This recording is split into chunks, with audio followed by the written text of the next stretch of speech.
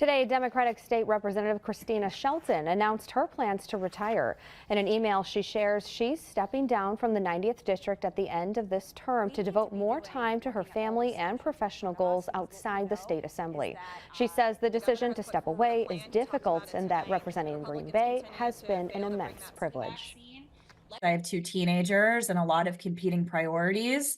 And it's really difficult to be away from home and raise teenagers and be in Madison as often. And so sometimes you have to make a difficult choice, and doing that today for sure. Shelton was first elected to the state assembly back in 2020.